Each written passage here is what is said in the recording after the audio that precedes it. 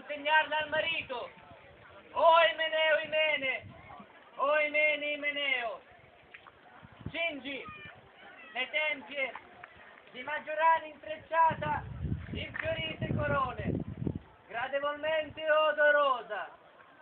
Prendi, festosa il velo, color della fiamma. Qua giù, vieni, qua giù, alzando i piedi candidi come la neve nelle gialle scarpette. Giulivo per una giornata di gioia, cantando fra noi gli inni nuziali con voce argentina. Batti la terra col piede, con la mano scuoti la fiaccola fatta di pino, perché con bell'auspizio Davide si unisce a Conny, bella come Venere, che vive sul monte Idalio, quando venne al giudice Frigio. È una vergine di smagliante bellezza, come un mirto d'Asia, con i teneri rami in fiore, e le ninfe amadriadi, per deliziarsene, nutrono di stillante rugiada. Vieni, dunque, volgendo il passo fin qui, lascia gli antrioni della rocciosa tessile, e la ninfa Gianippe irriga di fresca acqua di fonte.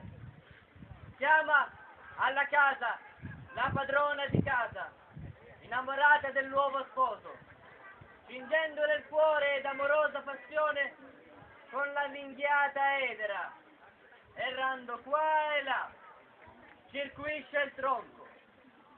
Anche voi tutte insieme, vergini illibate, per le quali un simile giorno è vicino, su, cantate ritmicamente, o Imeneo Imene, o Imene Imeneo, perché più volentieri, udendo che lo si invoca al suo compito, volga qui il passo, lui, che è la guida della Venere onesta, lui, che congiunge gli onesti amori.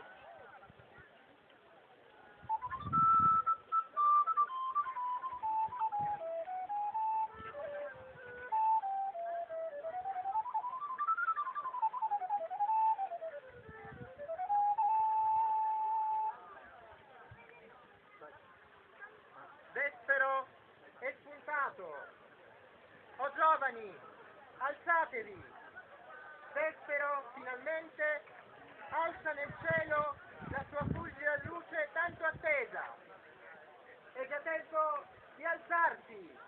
È già tempo di iniziare il ricco banchetto. Già arriverà la sposa. Già si canterà l'Imeneo.